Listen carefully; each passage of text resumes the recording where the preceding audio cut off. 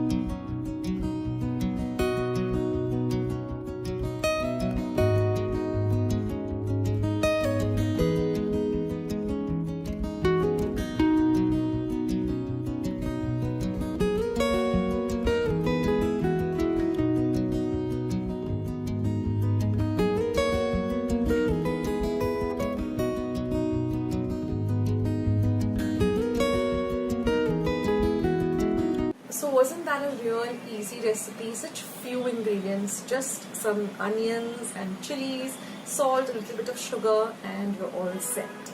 So now some little tips on how to buy this radish. So first of all, you should see that the radish part, which is like the legume part, is really nice and firm. It isn't soft, it isn't discolored, it should be nice and white. Then the leaves also should be really nice and dark green and fresh. So these are the tips you need to keep in mind, and also wash the leaves really well like I have done. Soak it in some water for about 10-15 minutes, then rinse it well and then use it for the recipe. So that's all you need to keep in mind, guys. So make this during the summer, cool yourself down and enjoy. If you like today's recipe, you know what to do. You need to give this a big thumbs up. That will help me with my videos, and the more likes you give me, the more YouTube will put up more of my videos for you all through your recommendations. Also hit the subscribe button, become a part of Akshatas Recipes, and once you have subscribed, click the little bell. That way whenever I put up a new video, you'll get a message for the same. Also click on the all in the notification so you won't miss out anything on my channel. So friends, let's see this delicious and simple Goan yellow moong dal. So here I've taken exactly 1 cup of yellow moong dal, washed it thrice under water, and we're going to soak it in 3 cups of water for at least 1 to 2 hours minimum. You can soak it for a longer period too. Now I'm going to chop 1 medium-sized tomato, 1 medium-sized onion. Now whenever I always try to remove the middle white part, and after peeling the onion you should wash it once before chopping it. So I just wash the onion and I'm just going to chop it up like this.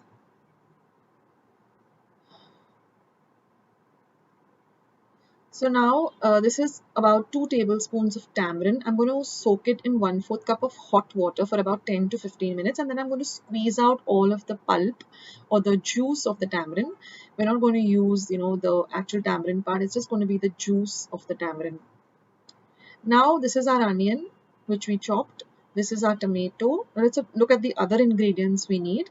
This is about 1 tablespoon of finely chopped coriander leaf. This is 1 light green chili that I've slit and cut into 4. This is the light green chilies. This is 1/2 inch of cinnamon, 4 cloves, 1 teaspoon of cumin seeds, a few curry leaves. Now here I have 1/2 teaspoon of turmeric powder, 1 teaspoon of red chili powder, and 1 teaspoon of hing, 3/4 teaspoon of sugar, and some salt to taste.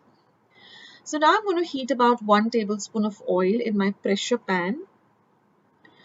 We also need about 1 teaspoon of mustard seeds. So once the oil is nice and hot, you're going to add the mustard seeds, let them splutter, drain all the water from the soaked moong. Now we're going to add the cloves and the cinnamon, the green chilies, the curry leaves, the cumin seeds, that is the jeera, and you're going to saute all of this really well till the chilies get nicely fried. Then we're going to add the onion, saute the onion well till it turns a little translucent. Add the haldi powder, the chili powder, and the asafoetida or the hing. Mix everything well. Add the tomato and about half of the coriander. I like to fry the coriander in this bagar because it really enhances the flavor of this dal. Now we're going to cook all of the ingredients till the tomatoes become nice and mushy and soft. Just press down on the tomatoes, mash them up well. Now we're going to add the moong and fry the moong for at least a whole minute in this bagar. It's very important to fry the moong. That way the moong will get cooked to perfection because we have already soaked it. And now when you fry it in this oil, it really cooks well. Now we're going to add 1 cup of water. Mix everything nicely together. Now we're going to flavor it with some salt to taste and the sugar. Even the sugar, you can adjust it according to how you like it. The sugar basically balances the taste of the dal. Now we're also going to add 1/2 teaspoon of garam masala. This is homemade garam masala. I'll leave a link to how I prepare it. It's very easy. And now just give everything a gentle mix. And now you're going to add the tamarind water. Again, mix everything very well. And now you're just going to close your pressure pan and you're going to cook this for one whistle on high. Once the whistle comes on high, turn the flame to very low and let the pressure cooker let it cook for another 10 minutes. And then after that, put the gas top off and let the pressure cooker come to room temperature. Don't be in a hurry to open the pressure pan. And now when you open it, our dal is already ready. Now what I like to do is I just like to mix everything well together. And then I like to mash down the tomatoes because now the tomatoes are cooked really, really well. So it's very easy to mash it down. So I like to just, with my back of the spoon, just mash the tomatoes. So this dal has a very different consistency. It's not like, if you have seen my previous recipes of Maharashtrian amti or dal fry, there the dal is first of all tur dal. So it cooks to a different level and it becomes very smooth. Whereas moong dal, you can actually see the dal, it's a little different in consistency.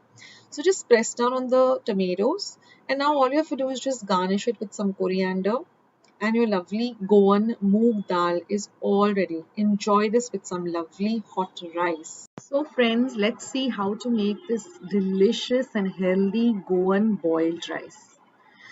So here is the boiled rice. I had recently gone to Goa and the Mapsa Friday market and I picked up this lovely boiled rice. I'll tell you about it as we go with the recipe. So here I'm cooking just 1 cup of it right now. It's enough for 2 people.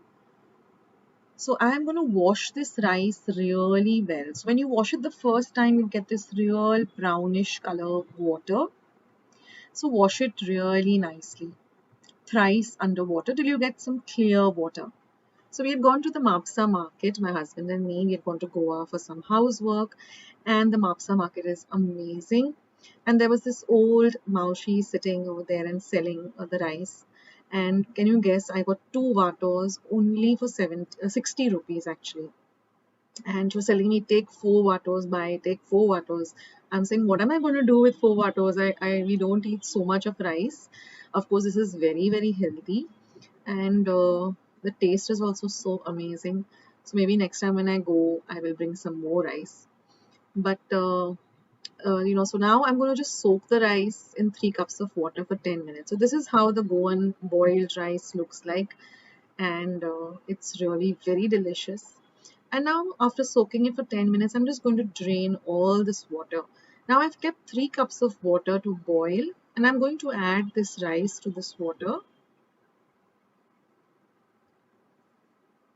Oh, the Mapsa market is so amazing. I bought some tamarind, I bought some amsol, I bought 3 fara, I bought so many other things, and I wanted to buy so much more, but then carrying everything back. Okay, now I'm just going to add half a teaspoon of salt and just stir the salt into the rice.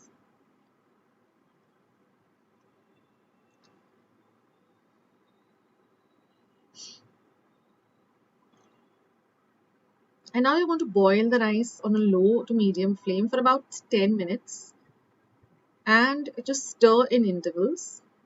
And she was telling me here, rockets, shista, and really it got ready so fast. I thought it'll take a real long time to cook. And within about 10 minutes, my rice was all ready. So you can just touch the rice and press it and it should be nice and soft. And now I'm just going to strain this on my colander.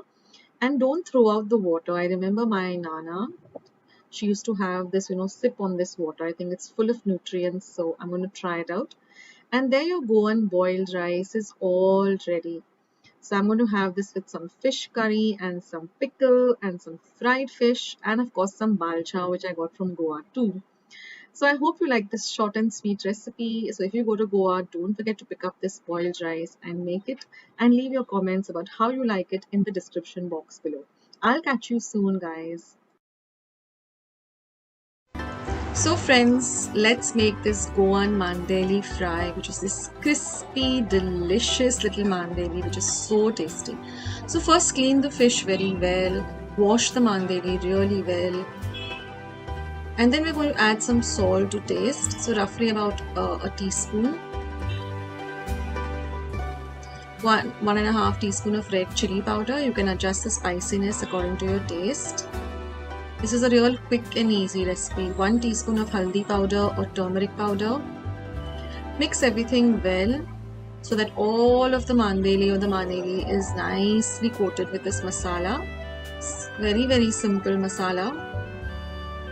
And set this aside for at least 5 minutes so everything gets nicely marinated.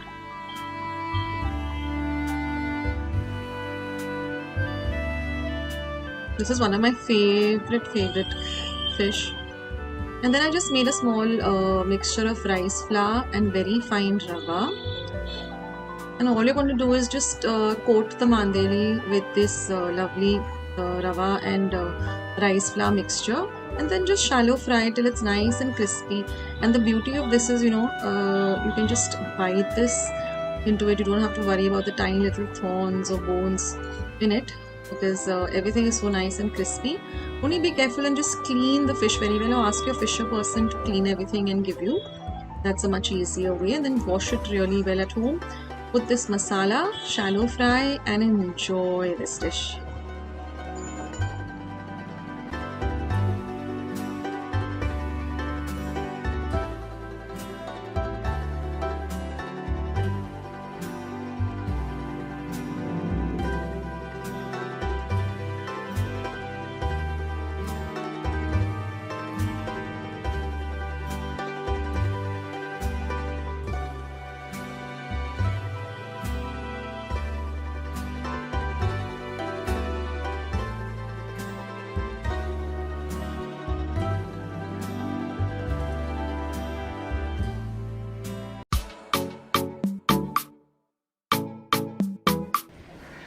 Hello everyone and welcome back to Akshata's Recipes. As you've seen the title, today's recipe is a delicious sweet potato dumpling or Kangachi nevri. So it's called nevri because you will see the design or the pattern is made like how we make our normal nevris. But this is made out of whole wheat flour, out of sweet potatoes, boiled sweet potatoes, and a lovely stuffing. A very healthy recipe, no sugar, and you can eat this as an evening snack with a hot cup of tea. So without much further ado, let's jump into the recipe and make this delicious Kangachi nevri or sweet potato dumpling. So friends, let's begin with this beautiful dish. Now here I've taken a quarter kilo or 250 grams of sweet potato. Now you have to keep this in water for 15 minutes and using a scrubber, take off all the grime and the mud that's in it and wash it really well. This is very important. And then you're going to put it into 2 cups of water and cook it on 1 whistle on high in your pressure cooker or pressure pan and simmer for 10 minutes. Now they have come out of the cooker, let them cool completely. Don't try to handle them when they're hot. And then you're just going to peel off the peel and take off the top if it is open. And then you're just going to use a masher or a fork and just mash it down completely. You can also do it with your hands. Now this is full of fiber. That's why you can see threads of this. So just mash it up. And now you're going to add half a cup of whole wheat flour. Now we're going to knead this. You don't need to add any water because the moisture from this sweet potato will automatically help you to make a nice firm dough. So we're looking for a very firm dough. We don't want it to be very soft. So you can add a little more flour if you feel that your dough is very wet till you get this nice firm dough like this. And now I'm going to just drizzle a little bit of oil, say just a quarter teaspoon of oil, and again knead it really nicely. And then we're going to cover it and keep it aside for about 10 minutes. So now let's prepare the filling. So in a pan, I've taken 1 cup of freshly grated coconut. And I'm going to add 3/4 of a cup of grated jaggery or gur or gourd. And I'm going to mix the two of them really well. So keep frying this till all of this jaggery starts to melt.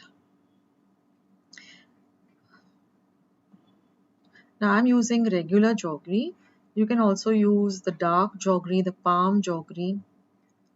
or whatever jaggery that you know generally use in your cooking.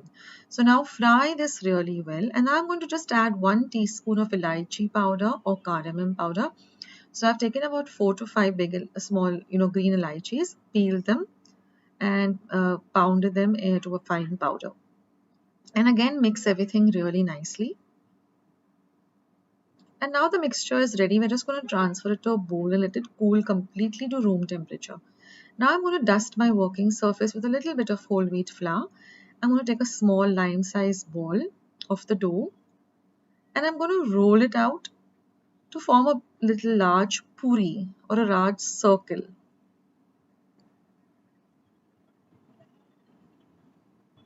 Now I'm going to take about 1.5 tablespoons of the filling and we're going to put it in the center of this puri shape. Bring it all together. And then you're just going to fold one half over the other like this. Seal the edges. It's very important that you seal the edges so that the filling doesn't come out. And then you're just going to use a knife, or I have this Kangachi or neuris maker. I'm just going to cut off the excess. We're going to reuse that excess to make the rest of the neuris. And then you can just flatten it down with this pattern. It looks pretty as well as it gets sealed. So in this way, I'm going to prepare as many neuris or Kanganchis I want at the moment. So this is how they look. You can keep them simple or you can decorate them like this. So in this way you can make as many as you need at the moment, or you can make all of it also. And then you're just going to shallow fry this in some ghee, or you can use oil, whatever your preference is. I wouldn't recommend deep frying this because then the entire taste will change and you won't get the lovely taste of the sweet potato. So ideally this is always shallow fried. You can also alternatively bake this in your oven. So I'm telling you how to do that at the end of the video, so you can watch the video till the end so you can get an idea of how to bake these rather than even shallow fry them. I'm just shallow frying them in a tablespoon of ghee, so it's not too much of oil. Just see that everything is nice and crispy on all sides. We don't want any raw whole wheat going into our tummies. So see that it's nicely fried, that's all, on a low to medium heat. And here we have a beautiful sweet potato neuris or Kanganchis, and they look so amazing and they taste really good. And they also, they have whole wheat and everything. So let's just cut up one and see, how nice they are done. So it's really crispy when I cut it, and the filling also is really, really delicious. And you don't have to feel guilty about this because it has jaggery and it's really healthy. So I hope you try out this recipe, guys. So friends, our sweet potato dumplings or our Kangachi neuris are all ready. So I've just opened up one and you can see the lovely filling. And I'm going to take a bite and tell you how it has turned out.